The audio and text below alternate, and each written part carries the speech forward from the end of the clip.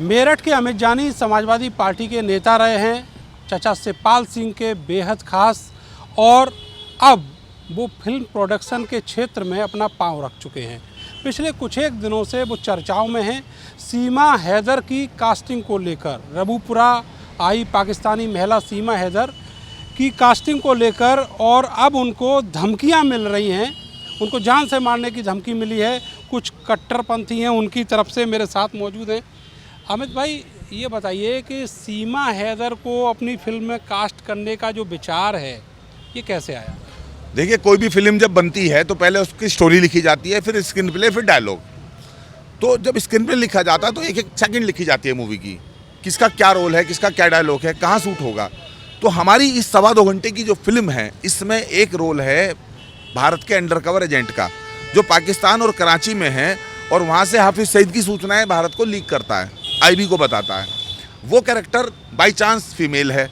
हमारी कास्टिंग चल रही है लगातार। हम कन्हैया का रोल कौन करेगा, योगी आदित्यनाथ जी का रोल कौन करेगा, काशी विश्वनाथ में मौलाना का रोल कौन करेगा, सब हम कास्ट कर रहे हैं। तो हमने देखा कि यार इसको भी तो कास्ट करना है जो अंडर कवर एजेंट है, इसलिए हम कास्टिंग कर रहे थे उसकी। और एकदम हमने देखा कि सीमा हैदर, सचिन की तरफ से एक संदेश दिया गया कि हम काम नहीं कर पा रहे हैं, रोटी नहीं खा पा रहे हैं, चूल्हा ठंडा पड़ा है, बर्तन खाली पड़े हैं, फाइनेंशियल क्राइसिस है।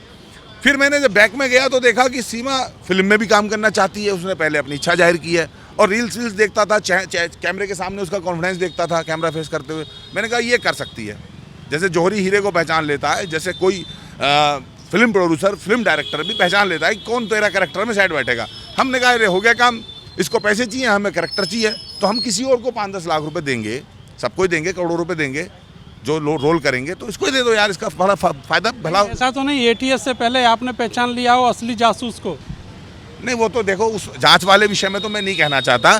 जांच तो एटीएस का और हमारी एजेंसीज का काम है, उस संबंध में तो मैं कुछ नहीं कहना चाहता। ये फिल्म है, वो रील है, ये रील है, वो रियल है। तो रियल में वो क्या कर रहे हैं वो अलग बात है, लेकिन मुझे लगा कि ये हमारी रो एजेंट का रोल कर सकती है। तो मैंने उससे कहा, उसने कहा चाय पे आ जाओ। मैं घर चला गया। भारतीय संस्कृति के हिसाब से मुझे लगा कोई एकदम पाकिस्तानी टिपिकल टाइप लड़की होगी। अस्सलाम वालेकुम, मैं कहूँगा वालेकुम अस्सलाम। उसने जाते ही जो है नमस्ते प्रणाम कर मैं पैर छुए, मैंने उसे भगवा सोल उड़ा के सम्मानित कर दिया। चलो भी स्वागत है आपका। बात हुई फिल्म। समाजवादी पार्टी के नेता रहे हैं, शिवपाल सिंह से प्रभावित हैं, तो फिर ये भगवा सॉल क्यों? क्योंकि संस्कृति थोड़ी बदली है। समाजवादी पार्टी में थे तब हमारा नाम अफजाल थोड़ी था, अमित जानी था। और तब भी हम जो है नमामीश मीशान निर्माण रूपम विभम व्यापकम ब्रह्म वेद स्वरूपम ही पढ़ते थे। जटाटवी गलत जल प्रवाह पावित स्थल ही पढ़ते थे। असाधु अन्ना मोहम्मद रसूलुल्लाह थोड़ी पढ़ते थे उस समय भी। आदमी का किरदार जो होता है वो किसी पार्टी में रहे, जो हिंदू है वो हिंदू ही रहेगा, और जो मुसलमान है वो मुसलमान ही रहेगा। पार्टियों से फर्क नहीं पड़ता, पार्टियों ने सब बना दिया है। हम तब भी अपने राष्ट्र और संस्कृति के प्रति समर्पित थे, और यही समर्पण समाजवादी पार्टी में अखिलेश जी को बुरा लगता था, इसलिए हम समाजवादी पार्टी से दूर हो गए और हमने शिवपाल यादव जी का साथ पकड़ा।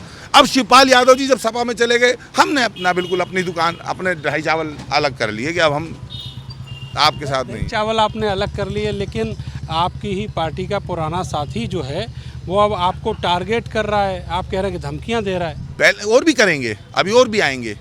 यही संविधान बचाने की बात करने वाले धमकी देने पर उतर आए हैं। मैं इनसे पूछना चाहता हूं कि संविधान की व्यवस्था है न्यायिक और कानूनी।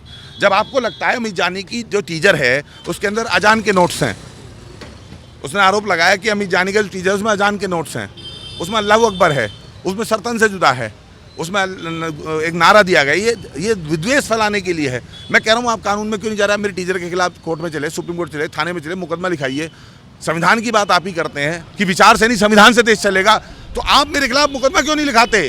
आप धमकी दे रहे हैं कि पद्मावत की तरह, जैसे पद्मावत में दीपिका पादुकोण के साथ बदतमीजी करी थी, ऐसी सीमा हैदर के साथ बदतमीजी हो जाएगी, और जैसे संजय लीला भंसाली के साथ बदतमीजी सेट पे करी थी करणी सेना ने, वैसे ही आपके साथ कर रहे हैं। भैया माफ़ करो, हिंदू हो आप भी, हमारे समाज के हो, कोई बात नहीं। फिल्म बन रही है तो एक व्यक्ति जिसकी निर्ममता से हत्या कर दी गई जयपुर उदयपुर में, उसको इंसाफ दिलाने के लिए, उसकी घटना को दुनिया को दिखाने के लिए मूवी बन रही है। आपको सपोर्ट करना चाहिए। ये कौन है जिनका सरनेम सोम है, और क्या धमकी उन्होंने दी आपको? उन्होंने यही कहा कि अगर ये फिल्म बनेगी और इसकी शूटिंग चलेगी तो जैसे पद्मावत फिल्म के दौरान मारपीट नहीं हुई थी संजय लीला भंसाली के साथ, वैसे ही करेंगे, तोड़फोड़ करेंगे, ये तमाम चीज़ें मैंने तहरीर दे दी है। एक धमकी मुझे कल रात आई। पहले एक व्हाट्सएप कॉल आती है, वीडियो कॉल में उठाता नहीं, व्हाट्सएप कॉल वीडियो कॉल में नहीं उठाता, क्योंकि वीडियो कॉल पर आजकल स्कैम चल रहे हैं, तो मैं नहीं उठाता। फिर मुझे एक व्हाट्सएप पे मैसेज आया, ऑडियो मैसेज में उन्होंने कहा कि मैं मोनू मानेसर बोल रहा हूँ, और अगर तुमने इस डैश डैश डैश को स्टेज पे चढ़ाया, सेट पे चढ़ाया, तो हम तुम्हारी डैश डैश डैश कर देंगे और तुम्हें गोली मार देंगे, जान से मार देंगे। डैश कौन, किसके लिए? ये डैश डैश तो गाली है, जो मैं डॉट डॉट डैश डैश कर रहा हूँ तो गाली है, लेकिन मतलब वो भाषा मैं नहीं बोल सकता ना, वो तो गुंडों की भाषा है। ऑब्जेक्शन क्या था? ऑब्जेक्शन कुछ नहीं है, सिर्फ और सिर्फ वो लोग इस बात से चिंतित हैं कि अगर ये मूवी बनेगी तो कहीं ना कहीं जो है धार्मिक ध्रुवीकरण होगा और इसका बीजेपी को फायदा होगा। जैसे ही तहरीर 2024 के लोकसभा 2024 के लोकसभा चुनाव में, राजस्थान के चुनाव में 2024 में चुनाव, 2023 में चुनाव है, 24 में जनवरी में राजस्थान का चुनाव है 2024 की, और फिल्म आ रही है हमारी नवंबर में।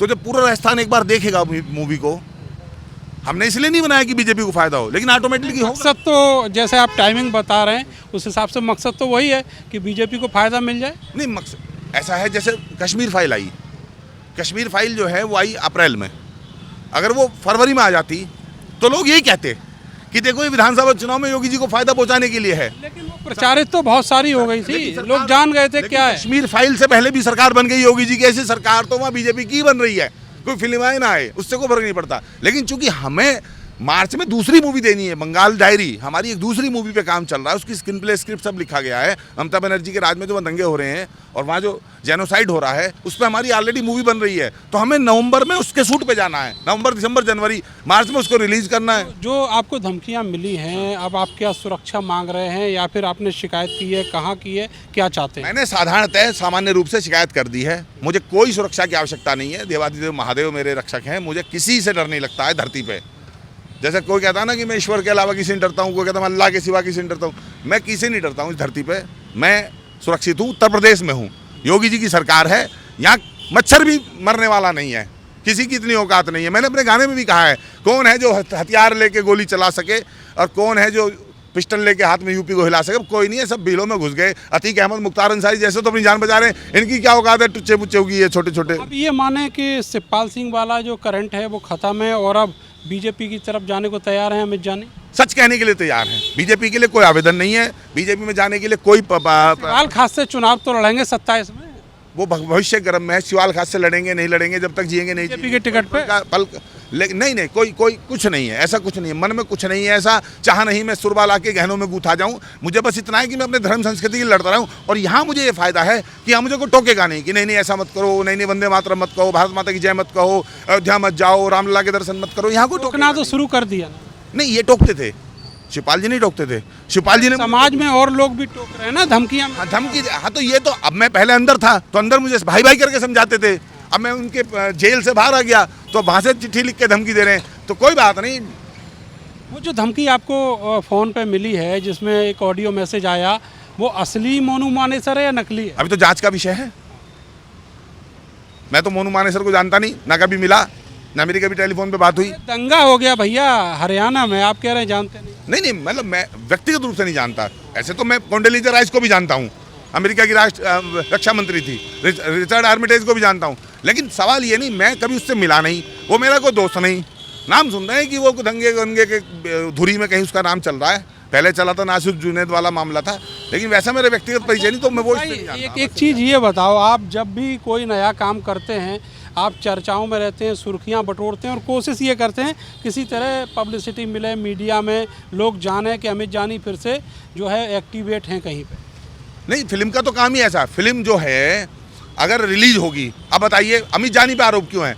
आदि पुरुष में मनोज मुंतशिर की पब्लिसिटी नहीं हुई, संजय राउत की चाहते हैं आपके साथ भी वही हो, सबके साथ होता है, ओम राउत की नहीं हुई।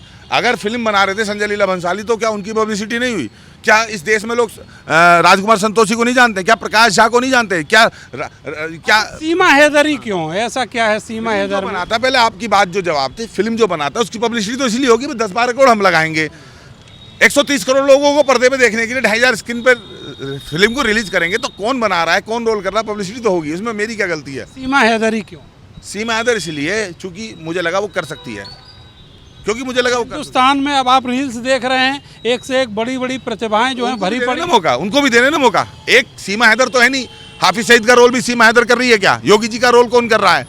कन्हैयालाल का रोल कौन कर रहा है? अरे 1,500 लोग हैं इसमें जो कास्ट हुए ये हैं। मान लें कि सीमा हैदर को आपने जैसे ही कास्ट करने का ऐलान किया, उसके साथ ही आपकी फिल्म हिट हो गई। अगर नहीं, फिल्म पहले भी हिट थी। जो कंट्रोवर्सी है ना, मुद्दा ही कंट्रोवर्सी का है। ज्ञानवापी सर्वे के बाद वहाँ फुवारे को हटा के एक ऐसी आकृति का निकलना जिसको हमने कहा शिवलिंग है, एक पक्ष ने कहा फवारा है, उसका विवाद, चैनलों पे बहस, उसके बाद नुपुर शर्मा जुबेर की बहस, उसके बाद में पैगंबर साहब का विवाद, सरतन सजदा के नारे और कन्हैयालाल की हत्या। विवाद तो हर कंटेंट में है। सीमा हैदर कौन सा कंटेंट है? हर कंटेंट। और कंटेंट आपने जोड़ तो दिया। क्या दिक्कत है? बुराई क्या है? अच्छा, वो अवैध रूप से पाकिस्तान से आई, आपको नहीं लगता कि उसको आप लेके एक नई कंट्रोवर्सी जानबूझ सरकार के भेज देना वापिस। हम कहाँ सरकार के खिलाफ हैं? अगर वो अवैध रूप से आई है और वो जांच में साबित हो जाता है तो वापिस भेज दे। लेकिन खाली मुकदमा दर्ज होने से तो कोई इसके लिए डिसेबल नहीं हो जाता कि वो रोल नहीं कर सकता है। बताइए, ये कहाँ लिखा है संविधान में? लेकिन जो पाकिस्तानी कलाकार हैं उनको बीजेपी की ही सरकार ने रोका यहाँ बॉलीवुड में काम करने के। नहीं, किसी ने नहीं रोका है। बीजेपी सरकार ने नहीं कहा कि गुलाम अली के चुपके रात दिन आंसू बहाना याद है मत सुनो, राहत फतेह अली खान को मत सुनो। मैं सुनता हूँ। आता कौन है इधर? कोई नहीं आता। नहीं, तरस रहे हैं लोग। सब लोगों को पैसा मिल रहा है। करोड़ों लोग मेरे जैसे जब गुलाम अली को सुनते हैं, राहत फतेह अली खान को सुनते हैं, सलमा आगा को सुनते हैं, नुसरत साहब को सुनते हैं, तो सारी दुनिया जो सुनती है, पैसा पाकिस्तान के कलाकारों के पास जाता है। म्यूजिक के राइट उन्हीं के पास हैं। ऐसा नहीं कि किसी ने रोका है। वो नहीं आना चाहते, तनाव है, वो अलग बात है। अब ये आ गई है। हम ये नहीं कह रहे कि सीमा हैदर तुम पाकिस्तान से आओ और आके हमारी मूवी में काम करो, और कोई है तो वो भी आ जाओ। अब कोई आई गई है दरवाजे पे और कह रही है स्वागत है, और कह रही है भूखी हूँ, खाना नहीं है, तो आप आंख बंद कर लेंगे? उसे साइन कर दिया आपने?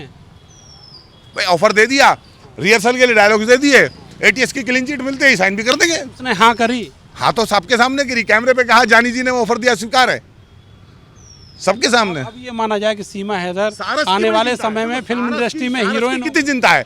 सारस के लिए पूरा एक सप्ताह अखिलेश जी सारस है सारस, क्योंकि सारस की पैरवी कर रहा था आरिफ।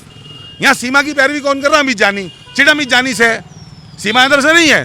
सीमा हैदर तो अखिलेश जी भी अखिलेश यादव ने गहरे जख्म दिए। अखिलेश जी की सरकार में पाकिस्तान से लोग आते थे और वो एक पत्रकार थे पाकिस्तान के प्रधानमंत्री पे, जिन्होंने किताब लिखी थी इमरान खान पे, और प्राइवेटली मिल के जाते थे बिना सुरक्षा के, अकेले में। वो कौन लोग थे जो चुपके पाकिस्तान से आके रातों रात अखिलेश जी से मिलके चले जाते थे? ये सब कहने की बातें हैं। सीमा हैदर ने रामपुर CRPF कैंप पे गोली तो नहीं चलाई है, संकट मोचन बनारस को बम से तो नहीं उड़ाया है। ये तो उनके भी मुकदमे वापस लेने चले गए थे। ये सब प्रोपेगेंडा करना चाहते हैं। ये इसलिए चिड़े हुए हैं क्योंकि इन्हें लगता है कि इस तरह की फिल्में जो आएंगी वो कहीं ना कहीं बीजेपी के पक्ष में माहौल बनाएंगी, इसलिए चिड़े हुए हैं। अच्छा, मेरा आखिरी सवाल आपसे, आपने एक समय मायावती की मूर्तियां लखनऊ में तोड़ी थी और उस समय समाजवादी पार्टी ने बड़ा साथ दिया था। किसने साथ दिया? अरे समाजवादी पार्टी की सरकार थी, मायावती की मूर्ति सपाइयों ने तोड़ी। जिन लोगों ने तोड़ी, अरे आप भी तो थे बड़ी भूमिका में। मुझे एक क्लिप दे दो आप, हथौड़ा चलाते हुए पार्क में घूमते हुए, मेरी एक क्लिप नहीं है। फिर वो कौन है? और मामला सब जुडिस है ना, मेरी कोई क्लिप है और मामला अभी सब जुडिस है लखनऊ कोर्ट में। इसलिए इस पे तो, लेकिन इतना जरूर कहना चाहता हूँ कि करता कोई है, फंसा किसी को देते हैं, काम कोई करता है, बलिदान किसी को कर देते हैं। मैं तो बहन जी का बहुत सम्मान करता हूँ, बिल्कुल एकदम दंडवत प्रणाम। ज्वाइन करेंगे लोकसभा के चुनाव के लिए? कैंडिडेट चाहिए मेरठ? नहीं, मैं चुनाव लड़ूंगा, मैं नहीं लड़ूंगा। बहुत बहुत शुक्रिया अमित जानी आपका। और अमित जानी वो शख्सियत, मेरठ के वो युवा अमित जानी जो हमेशा कंट्रोवर्शियल चीज़ों को लेकर मुद्दों विवादों में रहते हैं, और विवादों के बाद उनके खिलाफ बहुत सारे मुकदमे भी अलग अलग राज्यों में हुए हैं।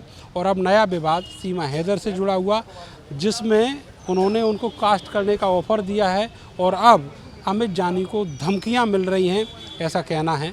कैमरा से किसानों के साथ मैं नरेंद्र, भारत समाचार, मेरठ।